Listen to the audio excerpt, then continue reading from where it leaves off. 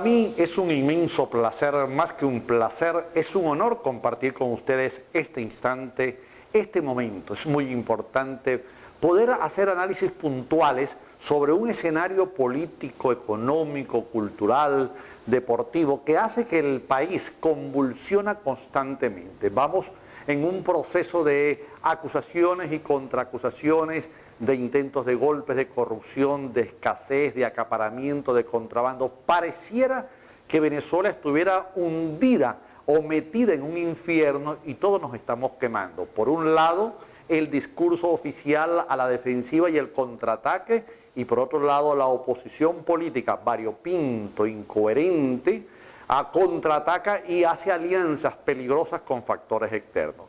Da la sensación, cada vez que uno lee los periódicos, oye la radio o ve los noticieros de televisión, que estamos entrampados.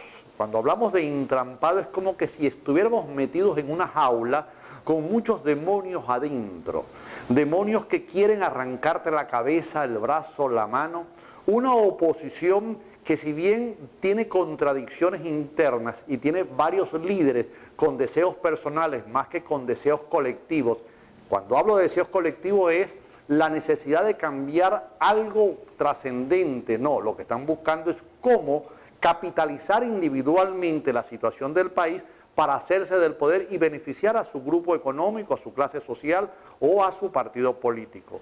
A su vez, en sentido contrario, nos encontramos con un gobierno que aparentemente plantea coherencia, pero que sin embargo, cuando pasamos la barrera de lo oficial, cuando dejamos de ver los canales del Estado, los medios comunicacionales al servicio del Estado y caminamos la realidad, nos encontramos que sucede otra cosa. La realidad no es exactamente tan retante como lo plantea el gobierno, no es realmente tan beneficiosa como el gobierno lo plantea. Hay una profunda escasez, hay un contrabando, hay una violencia, hay una traída de mercancía de forma ilegal, hay un otorgamiento de dólares que cuando vemos la realidad no se justifica que empresas hayan recibido miles de millones de dólares y sin embargo hay escasez sobre ese producto que el Estado financió a $1 preferencial. Todo esto lo traigo a colación porque tenemos que ver el país no con lupa ni con telescopio. Con telescopio vemos el futuro, tenemos que soñar y hago una vez más la distinción, la separación, la incisión entre lo que es el país y lo que es el gobierno. Cuando me preguntan cómo están las cosas, yo digo depende de qué me estás refiriendo, porque si me preguntan del país, creo que el país es hermoso, el país es bello, el país tiene un gran futuro, pero cuando lo llevamos al plano inferior, que es el gobierno, que es un instrumento burocrático y político, consecuencia de una acción política en donde las elecciones permiten que se elijan representantes parlamentarios, se elijan alcaldes, concejales y se elija, por supuesto, la figura administrativa más importante como lo es el presidente de la República, allí hay diferencias. Estamos atrapados porque cada vez que nosotros nos encontramos con factores políticos oficiales, es decir, alcaldes, diputados al Consejo Legislativo, diputados a la Asamblea Nacional, o escuchamos a los ministros y al mismísimo señor presidente de la República, nos vemos como desubicados, porque por un lado se le atribuye toda la responsabilidad de lo que está pasando dentro del país a un gobierno extranjero, particularmente al gobierno norteamericano, que representa ideológicamente un concepto del mundo en donde predomina lo imperial, es decir, se creen los policías del mundo, el gobierno de los Estados Unidos se cree con el poder sobrenatural o supranatural de controlar los destinos de todos los pueblos, y eso ya está fuera de concepto, eso estuvo bien hasta el siglo XX. En el siglo XXI, el pueblo en general, el pueblo terrícola, el planeta, todos los pueblos del mundo, quieren su autonomía, su soberanía, quieren gobernarse a su manera, a su estilo, con su cultura, con sus dirigentes, con sus errores y con sus virtudes. Sin embargo, los Estados Unidos no tienen la misma visión. Recuérdese una expresión taxativa, y cuando se dice que los Estados Unidos no tiene amigos, ¿verdad?, sino intereses. Intereses en el Medio Oriente, intereses en Europa, intereses en América Latina, en fin, en todo el planeta se están jugando siempre el beneficio como imperio, como gobierno y por supuesto como representante de las grandes corporaciones transnacionales. Esto lo hago porque se agota el discurso de atribuirle a los demás la responsabilidad que es nuestra. Es cierto que desde afuera hay manos metidas, ¿verdad?, que manejan las marionetas de los políticos locales, en este caso particular de factores de la oposición, que evidentemente representan fuerzas oscuras, evidentemente representan un concepto de sociedad en donde las mayorías no salen beneficiadas.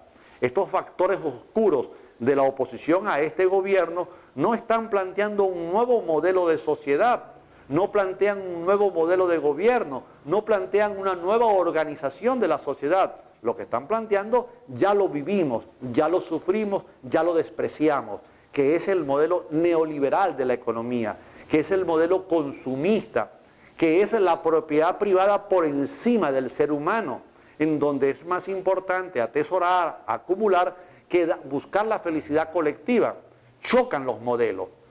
Ahora, el otro modelo, que es el modelo que representan las fuerzas que desde el año 1999 están en el gobierno, han vendido en una primera etapa con el difunto comandante Hugo Chávez, presidente hasta la fecha, porque no dimitió ni lo sacaron, murió en el ejercicio del poder. Entonces se le tiene que recordar como el presidente Chávez, que tuvo la osadía de retar en el mismo patio de las trampas electorales, retó a los partidos tradicionales y les ganó el poder político, pero no el poder económico.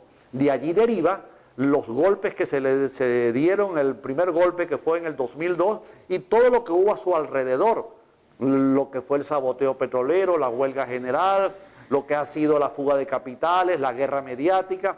Sobre esas cantidades de dificultades, el presidente Chávez siguió con el modelo de sociedad que lo expuso en este documento, en este pequeño libro, en una versión interesante que nos permite decir: aquí está Venezuela.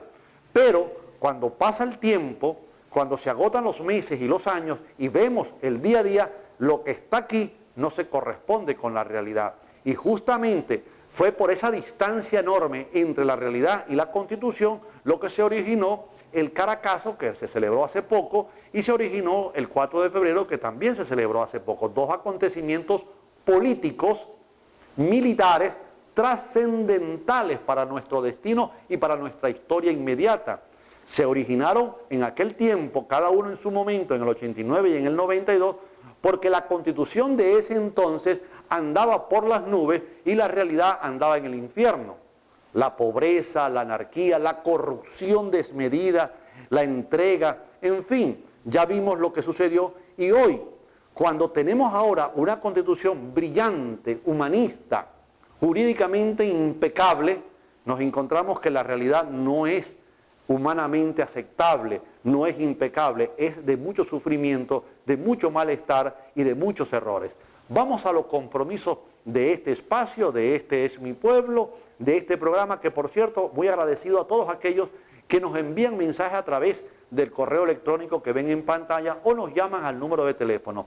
Este programa se hace por ustedes, para ustedes y con ustedes. Uno lo que es un instrumento reflexivo que piensa no con el estómago sino con la cabeza, que no tiene más interés que el poder aportarle al país propuestas, ideas, reflexiones para avanzar. Somos un extraordinario país y un gran pueblo. Vamos con los compromisos y seguimos en este espacio. Este es mi pueblo.